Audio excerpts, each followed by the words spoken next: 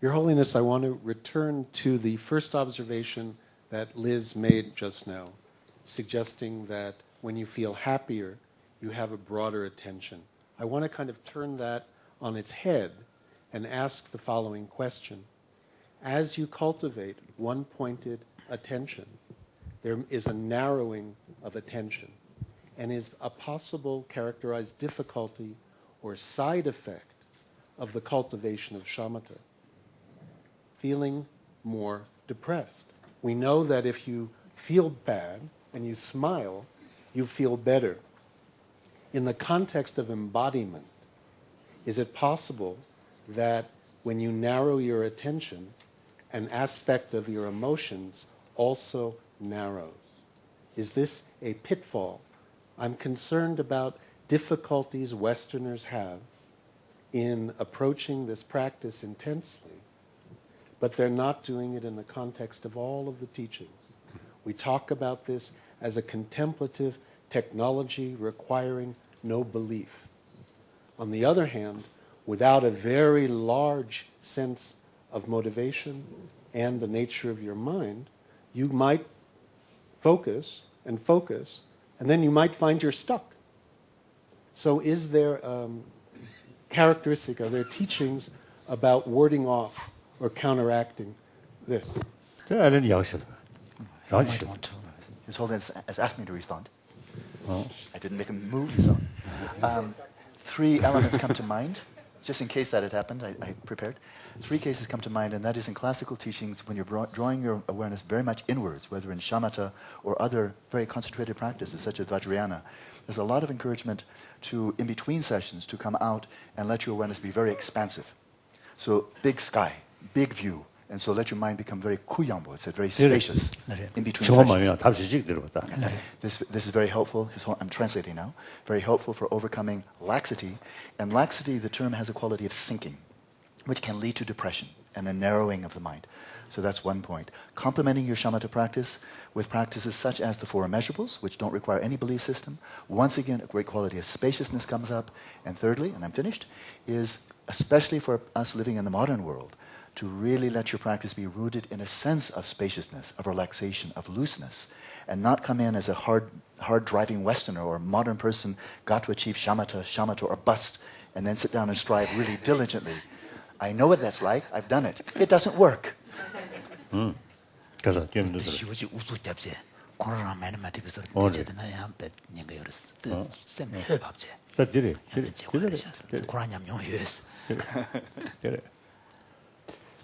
largest tower chance. Some down township but the charge. Largest tower chance. Now there is in fact an instruction. One of the forces that needs to be applied in the context of in the process of shamatha training is an ability to let go. No. So this is the passage that His Holiness just cited is in Shantideva's chapter on joyful perseverance or virya. And here he says that one should be able to let go when necessary. So in the process of practicing, if you really feel wearied and exhausted, then you really have to let go and stop. 근데 젊은 시간도 송샤들이 가서 되게 더렸다고 생각해. 나 디크돌도 말이지. 가서 튼 야고 연백하도를 인 바샤고레스. 셴 디자는 인 치머리 양 꿈닝들스. 되면은 튕기 매투르스네 쭉 놀러요 그래서. And this is here what Tsongkhapa has said is very true, which is partly in relation to this point Shantideva is making. His advice is that for meditators to end the session while it is on a high, when it's going well, so that when you return to your cushion, you will have a sense of joy and willingness to do it again. Whereas if you keep it too late and then you are exhausted and you become then next time when you even see your cushion, you might feel kind of apprehensive and feeling yuck.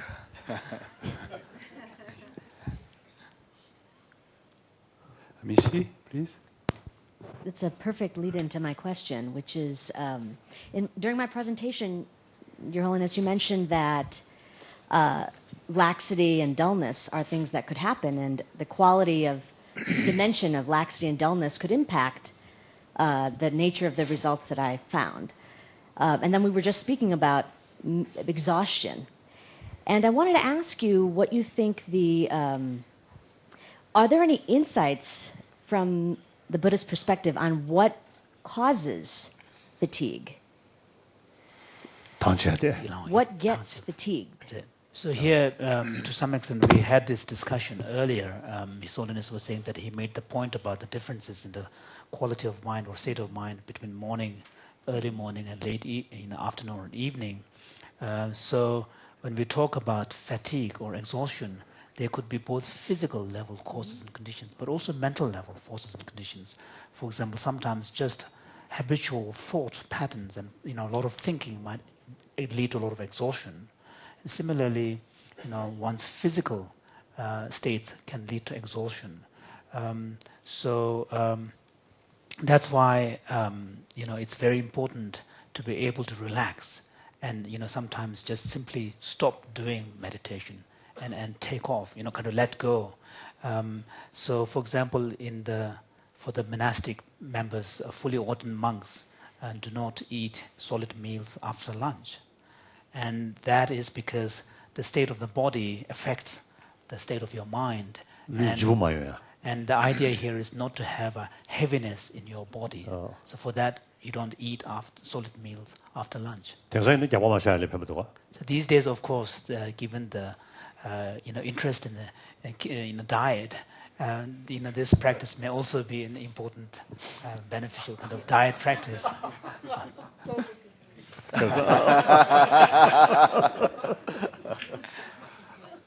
Basically, there is a certain dysfunctional tendencies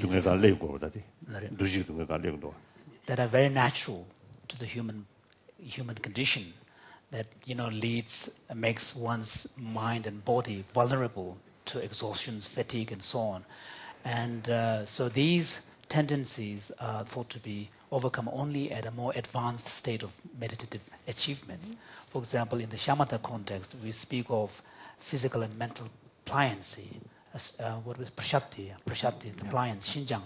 So only then one begins to address these very natural, kind of dysfunctional tendencies, or how do you translate it? What, nengele? Nengele. Yeah, dysfunctional mind or dysfunctional tendencies. Tendencies. Yeah. So and then and from the Buddhist point of view, the understanding of this is that this is very fact of our existence as a conditioned being. We have these tendencies.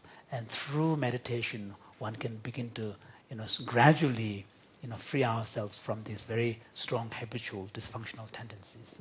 I just wanted to ask it directly back about this. One of the things that cognitive neuroscience has found recently is this fatigue, this mental fatigue, or what we'd call a depletion, a reduction in self-control over time, is thought to be tied to fatigue in monitoring our own behavior. So it's unclear whether that's because the mindfulness faculty is not able to sustain the attention, or whether it is a function of the weakening of the monitoring faculty. 미국 쇼도 쇼무도 서로다. 근데 그 제가 생각해 봐도 싸 그게 미팅 간로 샤야 돼 temperature. So because the role of samprajñana, which is translated as clear comprehension in the Theravada sources, but we translate it as meta-awareness or meta-cognition. Yes, meta-cognition. Good. The role of that faculty is seen to be more of a monitoring one's own mental and physical states to see, for example, if you are in the context of a meditation, to see whether you have lost your attention or not. But it is the faculty of mindfulness whose role is to sustain that attention. So to sustain the samprajñana? No. To sustain your attention on the object of your practice. Object. The attention we're translating as manisakara. Matthew, you had Yes, about the fatigue of attention. There's quite a nice testimony. In part of the study that's been done on attention and this continuous performance task of the same kind that with the short and long lines. Now there's one with numbers, and you have to press when there's a 0, and they flash quite fast. So from the Princeton group, we sent some laptops in people who were doing 3 years retreat, and among them there were 3 subjects who for 45 minutes had a complete accuracy. They didn't make a single mistake in 1,000 pushing. And at the end they said, shall we go on?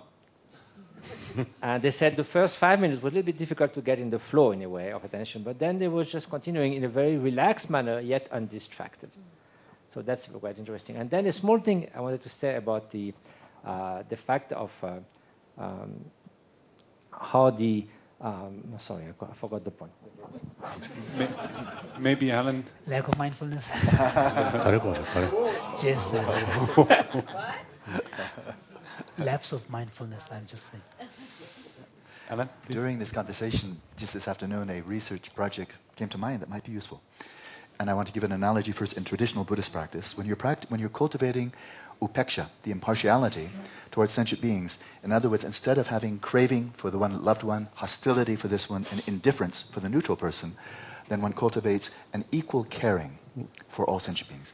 But one of the strategies for doing this is actually bringing vividly to mind a person for whom one has a lot of attachment, and actually in this controlled experiment, allowing the attachment to arise, seeing the effect on one's body-mind, and then moving to the person one doesn't like, allowing the anger to arise, the hostility, aversion, reflecting on the person's negative qualities, going to the negative person, allowing a sense of indifference to arise. So letting these 3 mental afflictions come up, and then moving beyond them, shifting the perspective, and seeing they're all sentient beings like me, all equally deserving of compassion. Taking that as a model that we actually in practice will allow sometimes, in a controlled circumstance, these kleshas to arise. What I think would be fascinating scientifically would be to give people now, to operationalize this, give people stimuli that are likely to arouse craving, the mental affliction of craving attachment, give them stimuli that we intend to arouse in this controlled setting, aversion, hostility, the mental affliction, and likewise just an indifference, kind of I don't care, and then see, having aroused this, what is the effect on the body? What is the effect on the mind? You just ask them a questionnaire or whatever you want to do, but what is the effect when these mental afflictions arise? And the term klesha has a dual connotation. One is it afflicts. It makes you suffer. In the body, in the mind, it afflicts, but it also has a connotation of klishta, which means to distort. And as Holiness just commented just a few minutes ago, that every mental affliction is rooted in a misperception, a misapprehension of reality. If it's not rooted in a misapprehension of reality, it's not a mental affliction. It might even look like it. One might display ferocious behavior and think, oh, that person is so hostile. But if it's not rooted in a misapprehension, it may be rooted in wisdom, and this could be a ferocious form of compassion. But this would be fascinating, I think, both from a clinical psychology, to see is it good for you or not, to manifest, to experience mental afflictions, but also in terms of cognitive psychology, simply understanding the nature of these, and then we'd move beyond simply positive and negative affect, and bring in a quality that really has to do with our well-being, which could be very interesting. So that's one research project that might be interesting. So my mindfulness came back. remembered. Yeah. And it's about the training question that you raised. And you know, John has mentioned that destructive emotions don't need training. You don't need a booster for anger, an amplifier for jealousy. We have that. Now, at the same time, for compassion, why it takes a long time? Because we have compassionate thoughts, but they're soon replaced by some other thoughts. So in the same way that we don't learn the piano by tapping with 2 fingers 15 seconds every 2 weeks, so those needs training, unless the destructive ones, which are come out of the blue, are not grounded in reality. So that's also the difference in matter of training or not requiring training. Adele, your question? Yes. I'm particularly interested in practical applications. So I'm thinking that in psychotherapy, we know that often if you take a mentally ill person out of the family and you work with them for some time in some other venue, you can do a lot of healing. But you put them back in the dysfunctional family, and a lot of the good that you did gets undone. For trying to train mental compassion and mental discipline, we often have people go on retreats, or people from other traditions might have people go in the wilderness and do, and you get remarkable gains there, but then people go back to their regular lives. And I'm wondering if the retreats might need a complement of working also with the world that the person is going back to, and what that might look like and what you might do. Also, we tend to focus on the student, and the students, what can we do with the students to teach them meditative practice or help them learn compassion? But I think we also need to work with their teachers, because if their teachers are stressed, if their teachers are afflicted, then that's going to affect the students no matter what we're trying to teach them. And I had one final question. Let's answer these two. You can think about it, and then we come back to that.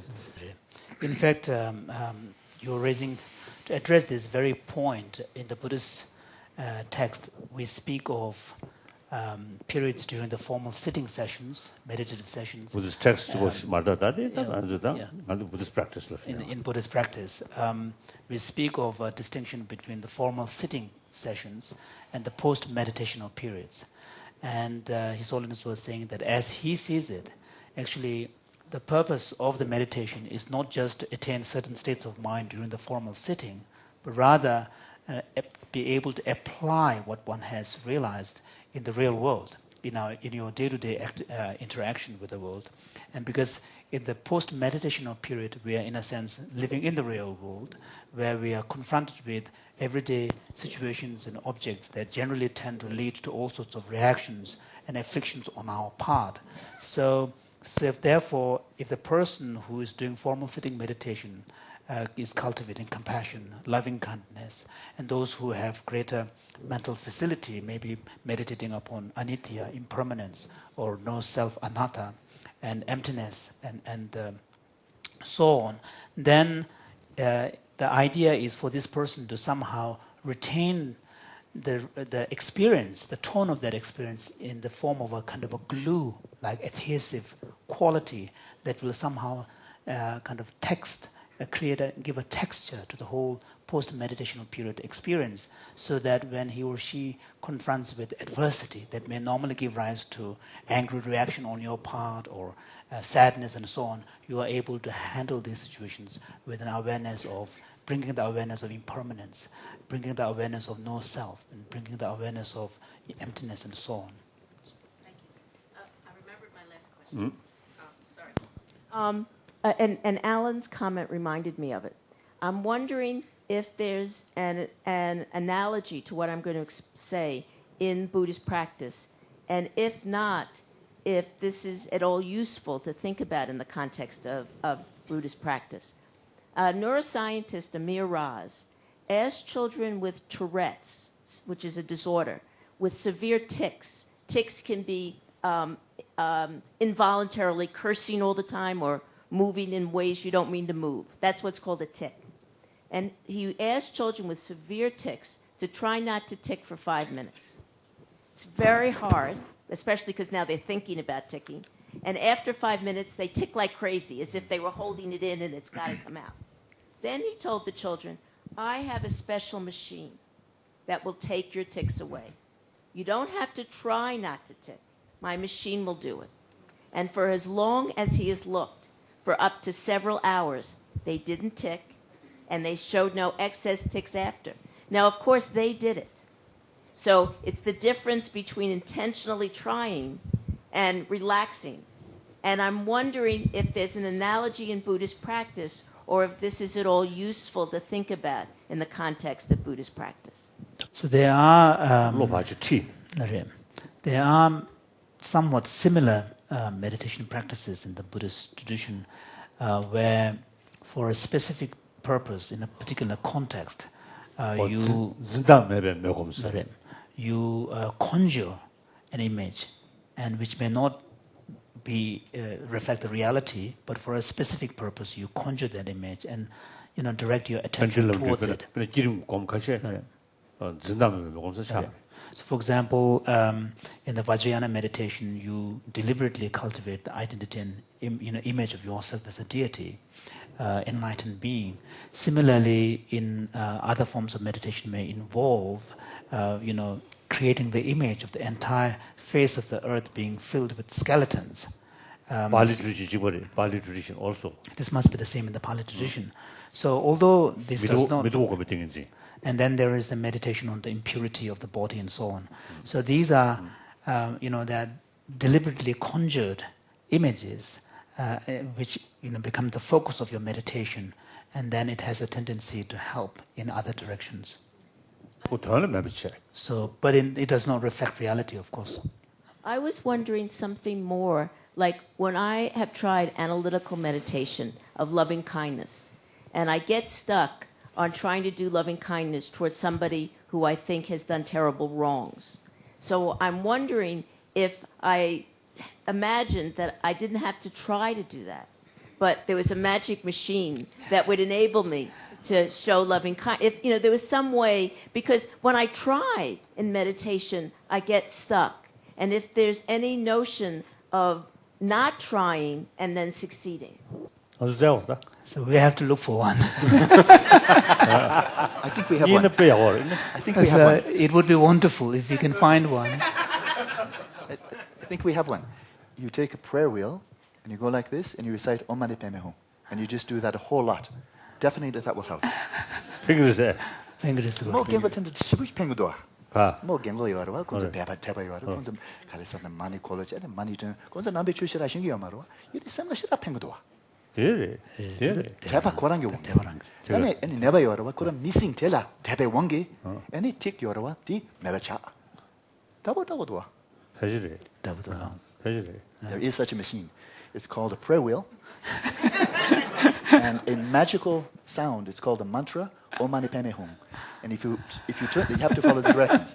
You spin the prayer wheel in a clockwise direction, very important. And you take in the left hand the mantra, the mala has to have 108 beads, very important. And you say Om Mani Padme Hum. And then you recite that a lot, even if you have no understanding, if you place your trust in this, it definitely helps. And we have a lot of experience of old Tibetan women who will come here for decades now. They're doing this. Not only women. But especially, they're the ones that caught my attention. Anybody it works. And you watch the effect on the mind, definitely helps. So that's our machine. Matthew, you have another machine? Well, there's a similar thing about thoughts. You can't do it and you relax, it works. Well, if you try to stop, to block the stream of thoughts, it's a loser. We say we cannot stop a powerful spring from the meadow. So since this is hopeless, you just let them go. But it's a difference, just let them go and disappear, or letting them multiply. So there's also a skillful means.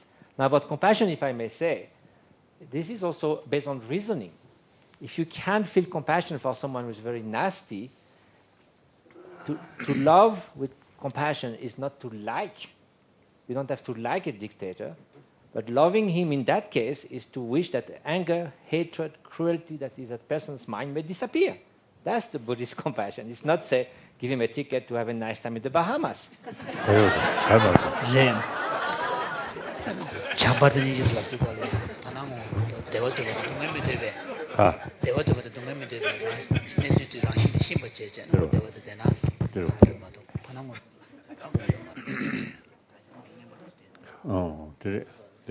Rupert, you wanted to add something in regards to what was said from the Theravada side?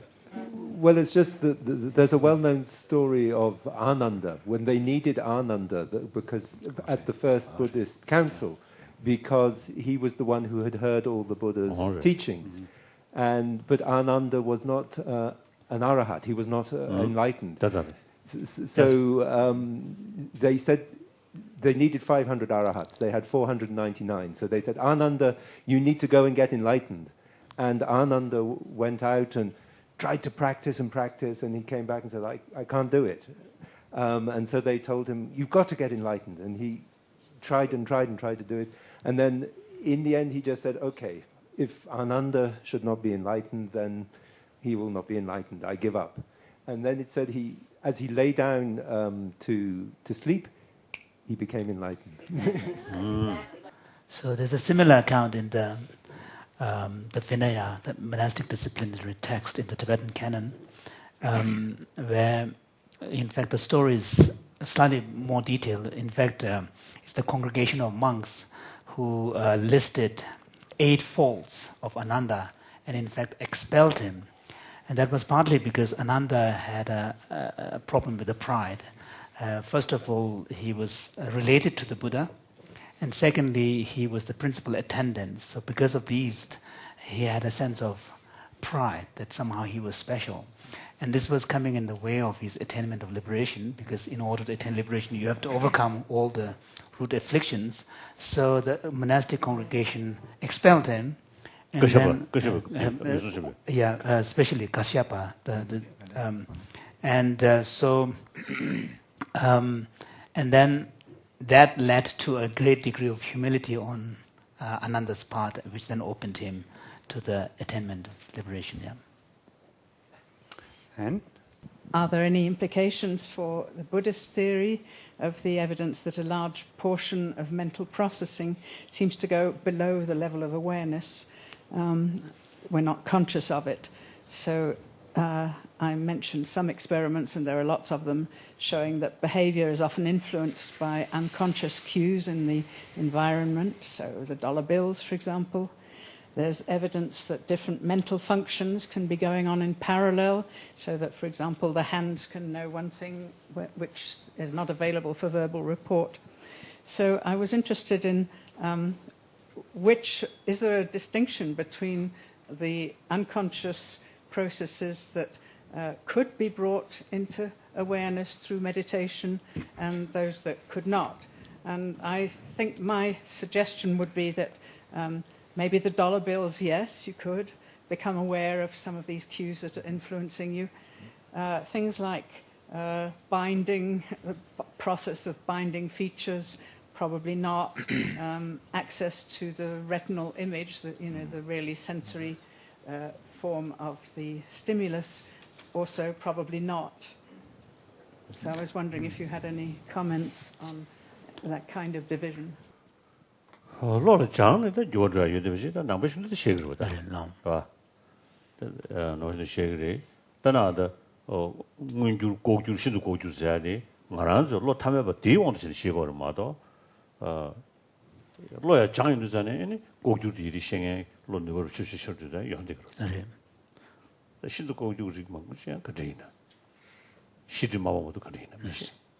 Generally, there is, in the Buddhist epistemology, there is an understanding that what may remain hidden and obscure to an individual person at a given time, given stage, may in fact become more evident later on as a result of one's training the mind.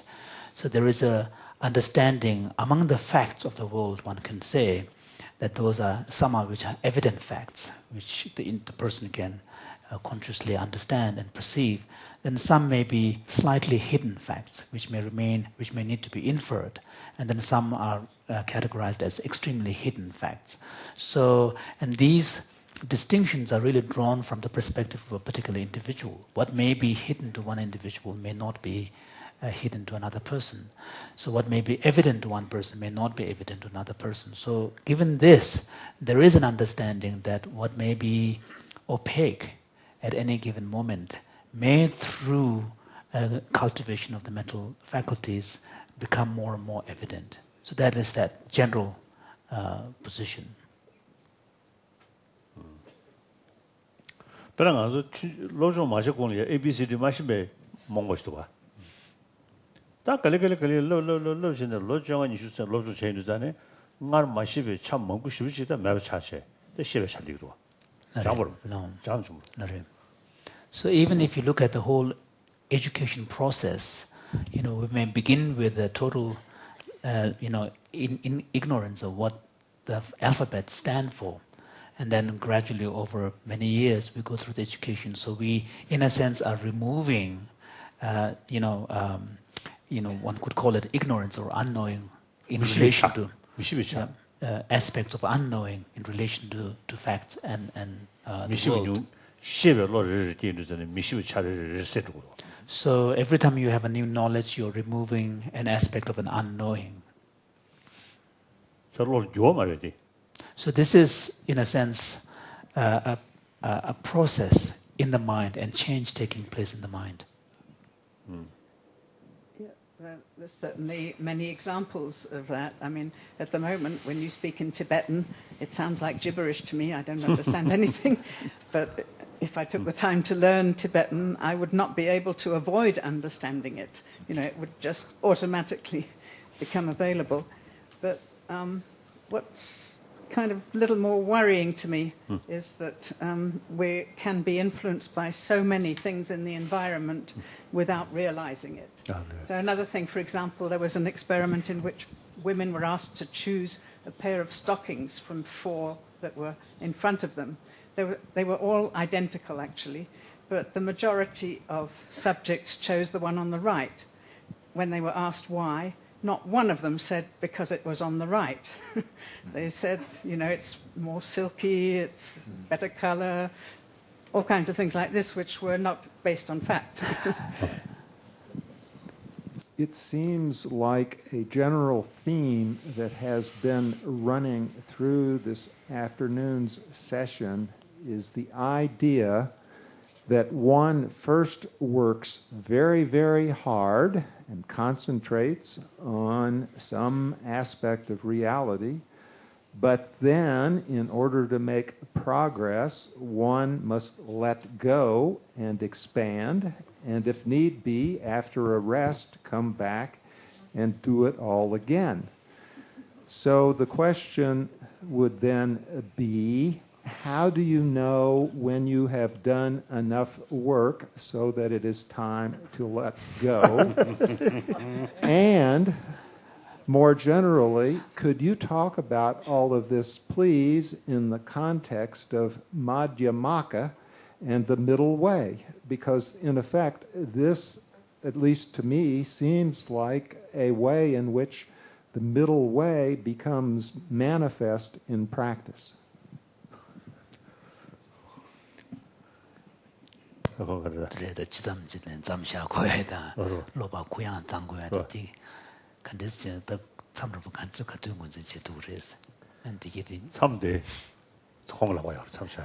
Diego is the person who's determining when to stop and when not to stop.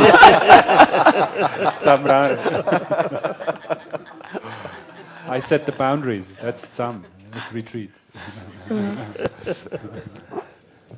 There's an example in the sutra of a Veena master, it's a string instrument from India, who was also a disciple of the Buddha and came to him and said, my meditation is impossible. Sometimes I'm so tense and sometimes I fall completely in laxity. And then the Buddha said, bring your instrument and now you should tune it in front of me. How do you tune the strings? And so he said, well, I should tune it so that it's right, harmonious sound. If it's too much, they'll break. If it's too loose, the sound will not be good. So Buddha said, just do like that. When it becomes too tense, you relax. When it's too relaxed, you revive your mindfulness. Well, this is really good.